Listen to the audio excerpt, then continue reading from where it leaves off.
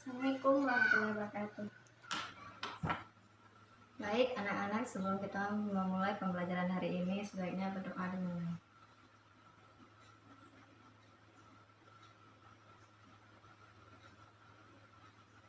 Berdoa selesai.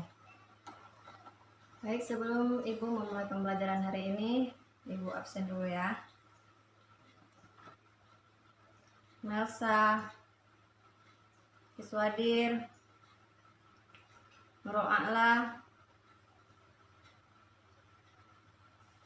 Halimah,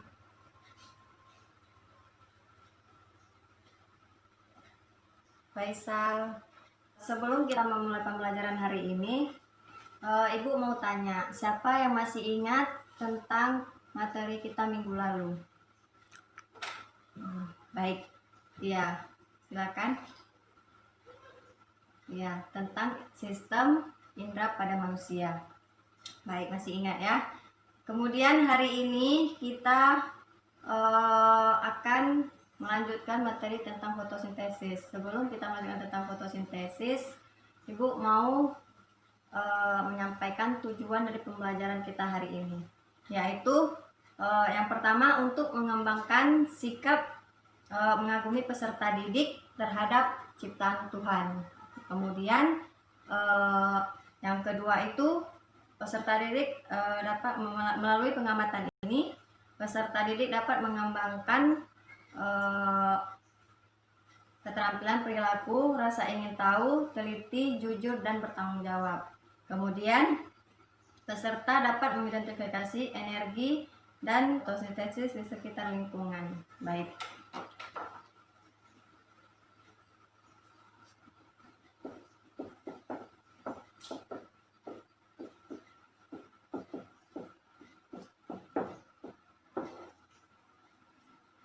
Baik, sebelum Ibu melanjutkan pembelajaran kita hari ini tentang fotosintesis, apakah anak-anak Ibu sekalian ada yang mengetahui apa itu fotosintesis? Kamu? Iya. Fotosintesis ialah proses pembuatan energi atau zat makanan yang berlangsung terhadap cahaya matahari. Apa kalau di sini bisa juga kita buat foto itu? Foto adalah cahaya. Sedangkan sintesis yaitu proses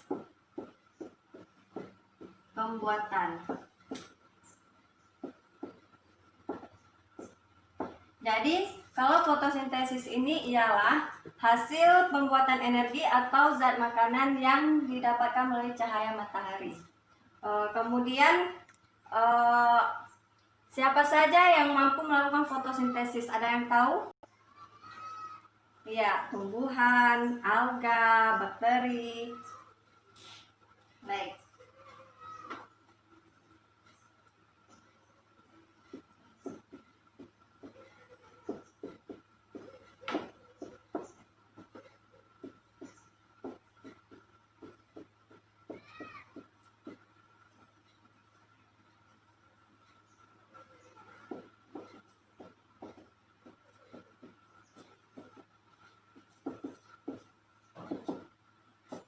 Yang pertama itu ada tumbuhan.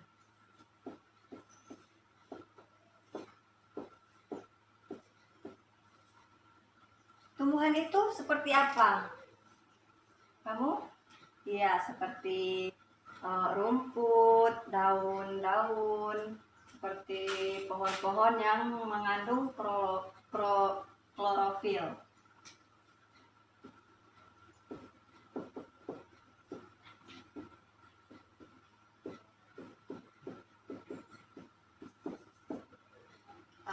Jadi anak-anak sekalian, ini yang dapat melakukan fotosintesis yaitu tumbuhan, alga, bakteri, karena dari ketiga ini dia mengandung banyak klorofil yaitu daun yang berwarna hijau.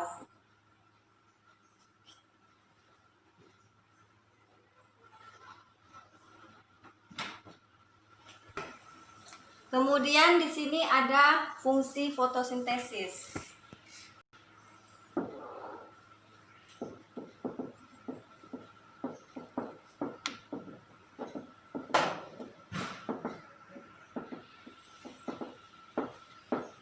Ada yang tahu fungsi fotosintesis itu apa? Oh, nggak tahu ya, baik. Jadi yang pertama, fungsi fotosintesis itu ialah untuk memproduksi zat makanan.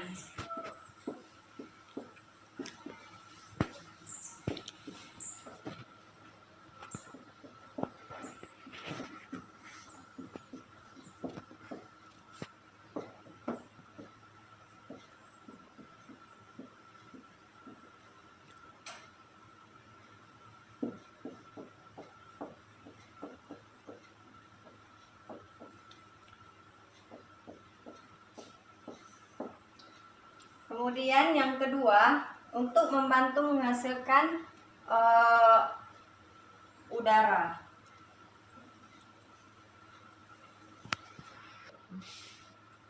Jadi yang kedua itu membantu menghasilkan, membersihkan udara atau CO2. Lalu di udara karena ada CO2. CO2 ini yaitu karbon dioksida, bahan baku dalam proses pernapasan atau proses berfotosintesis dari tumbuhan tersebut. Kemudian ini bersifat autotrof yang artinya dapat mensintesis makanannya sendiri dari senyawa anorganik.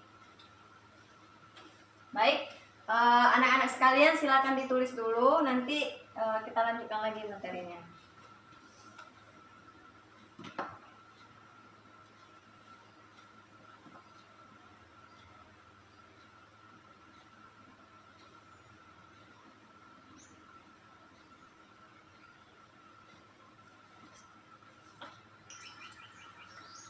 Baik, sudah selesai menulisnya? Kalau sudah selesai, Ibu hapus ya.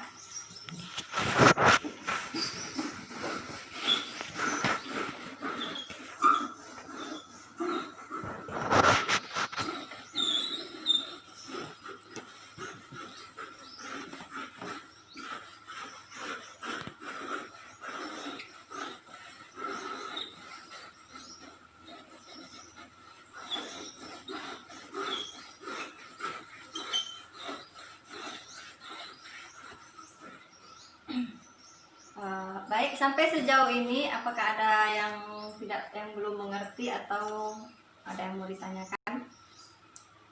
Baik, tidak ada. Kita akan melanjutkan materinya. Di sini ada rumus persamaan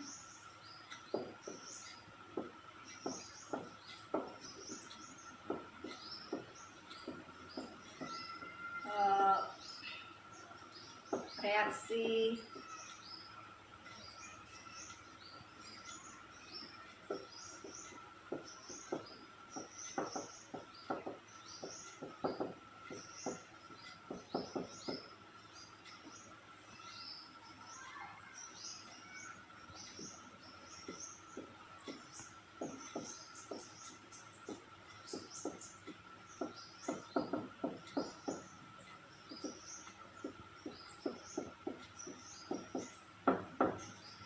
baik, sambil menunggu Ibu menulis di papan, kalian tulis juga ya di bukunya.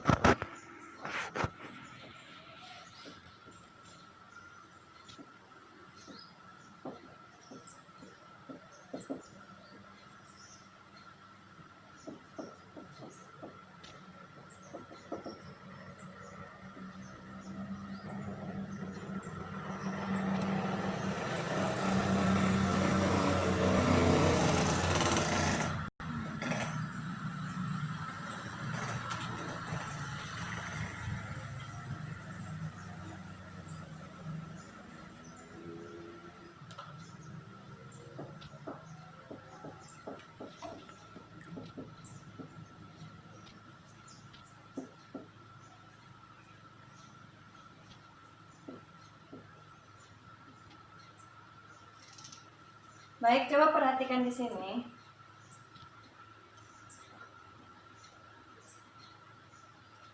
Di sini ada rumus persamaan reaksi fotosintesis yang menghasilkan glukosa. 6H2O ditambah 6CO2 menghasilkan C6H12O6 glukosa tambah 6O2. Kemudian kita akan melanjutkan, yaitu tumbuhan ini menangkap cahaya menggunakan pigmen, yaitu yang disebut klorofil. Pigmen ini yang memberi warna pada tumbuhan tersebut. Makanya tumbuhan tersebut itu menghasilkan daun yang berwarna hijau. Kemudian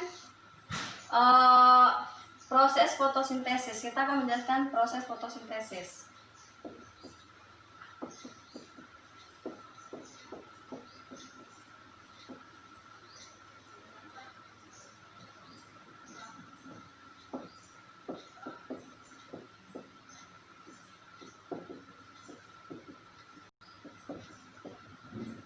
Baik, sebelumnya ada yang tahu bagaimana cara proses fotosintesis ini dimulai?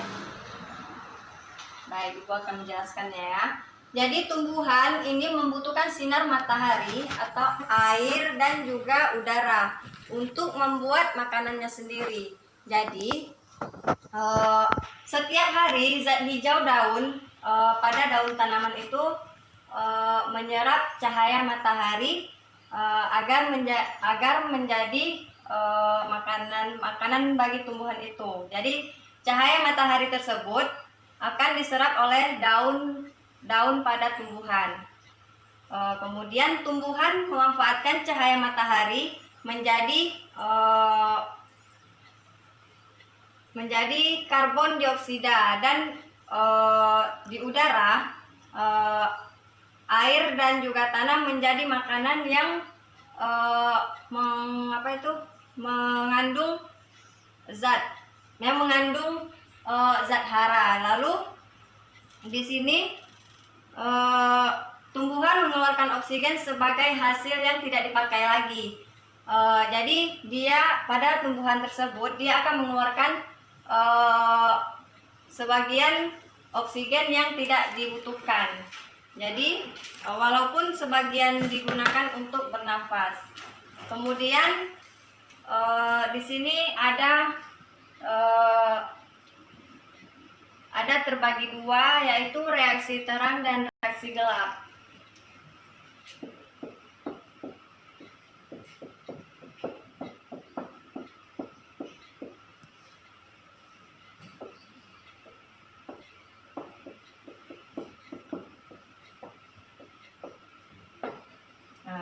Jadi sebelum kita menjelaskan reaksi terang dan reaksi gelap ini, ada yang sudah mengetahui apa itu reaksi terang dan reaksi gelap? Ya, baik. Ibu akan menjelaskan. Jadi reaksi terang dan reaksi gelap ini ialah tumbuhan yang pertumbuhannya itu, kalau reaksi terang ini pertumbuhannya itu yaitu di luar ruangan, seperti yang kita lihat sekarang ini. Seperti daun pisang,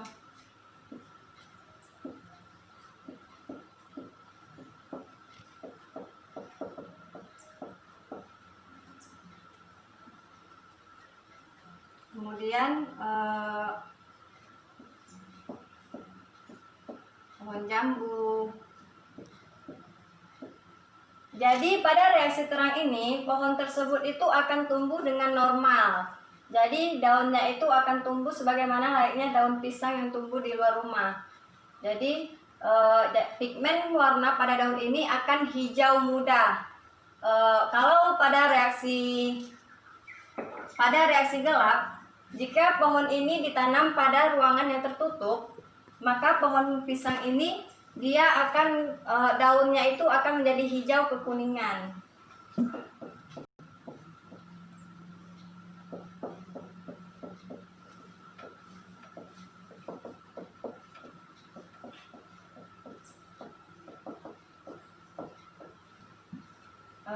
Dan pelepah daun pada daun pisang ini dia akan berbentuk pendek, tidak senormal daun pisang yang ditanam pada di luar ruangan.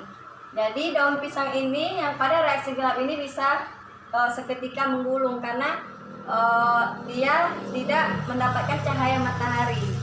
Jadi daun pisang ini akan tumbuh tapi tidak senormal pada daun pisang yang ditanam pada luar ruangan. Baik, hanya itu yang dapat Ibu sampaikan hari ini. Sebelum kita melanjutkan lagi, di sini ada Ibu buat soal untuk dikerjakan. Sebelumnya tolong dibuat kelompok menjadi 3 kelompok aja. Iya, baik. Silakan disusun dulu. Baik, Ibu akan membagikan soal ini untuk dikerjakan.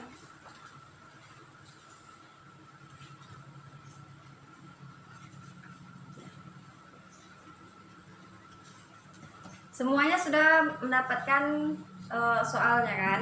Jadi kalian kerjakan berkelompok dan berdiskusi. Setelah selesai nanti kita akan satu berkelompok akan menjelaskan dan menjawab soal-soal yang telah dijawabnya ke depan.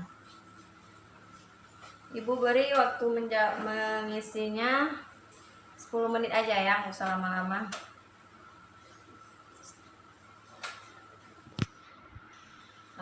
Baik, sekarang kita akan melihat dari kelompok yang pertama maju. Silakan ke depan. Baik, terima kasih telah menjelaskan. Kemudian kelompok kedua. Baik, terima kasih. Setelah Ibu perhatikan dari soal yang kalian isi, sebagian ada yang benar, sebagian juga ada yang belum bisa dijawab ya. Nanti sebelum kita mengakhiri pembelajaran kita hari ini, Ibu akan memperlihatkan satu video tentang fotosintesis yang telah Ibu rangkum. Jadi kita akan saksikan dulu video itu. Di dalam bumi kita terdapat salah satu proses alami yang sangat penting bagi kehidupan makhluk. Proses ini adalah fotosintesis pada tumbuhan.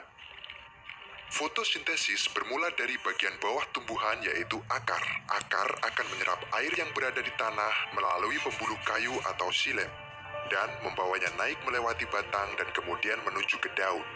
Daun merupakan bagian yang penting bagi tumbuhan. Hasil fotosintesis yang berupa glukosa dan oksigen semua diproses di dalam daun. Bagian daun terdiri dari helai daun atau lamina yang berbentuk datar dan tangkai daun atau petiolus yang menempel pada batang dan menopang helai daun. Tidak semua tumbuhan memiliki tangkai daun. Contohnya adalah rumput. Helai daun biasanya berbentuk datar dan memiliki permukaan yang lebar. Ini berguna untuk menangkap cahaya matahari.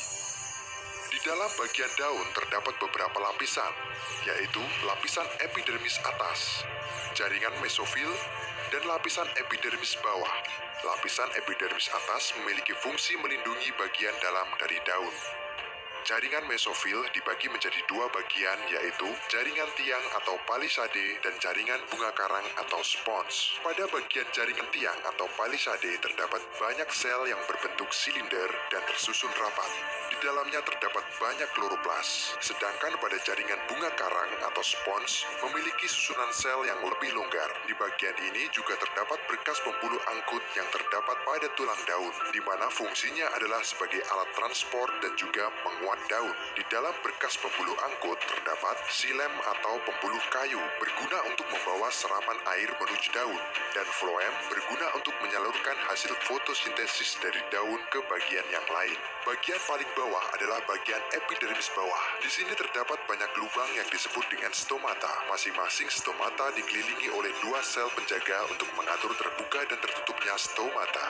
Karbon dioksida di lingkungan sekitar akan diserap melalui stomata, kemudian masuk ke dalam jaringan bunga karang atau spons. Selanjutnya, molekul air serta karbon dioksida dibawa ke jaringan palisade dan masuk ke dalam sel berbentuk silinder.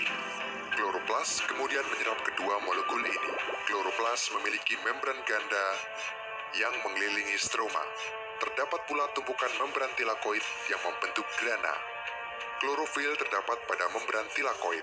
Klorofil hanya menyerap cahaya warna ungu, merah, dan biru karena warna ini memang lebih baik dari warna lain. Warna hijau pada klorofil adalah cahaya hijau yang tidak diserap oleh daun dan akhirnya sampai pada mata kita. Itulah kenapa daun berwarna hijau. Di dalam proses fotosintesis akan terjadi reaksi terang dan reaksi gelap.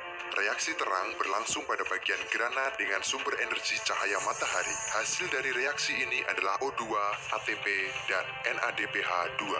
Sedangkan reaksi gelap berlangsung pada bagian stroma dengan sumber energi hasil reaksi terang yaitu ATP dan NADPH2. Hasil dari reaksi gelap adalah zat makanan yang berupa glukosa. Oksigen dan glukosa selanjutnya akan menyebar keluar dari kloroplas. Untuk glukosa akan diangkut melalui floem menuju ke seluruh bagian tumbuhan untuk makan dan pertumbuhan. Sedangkan untuk oksigen akan tersebar keluar melalui stomata. Oksigen ini adalah bagian yang sangat penting untuk kelangsungan hidup makhluk di bumi. Salah satunya yaitu untuk bernafas.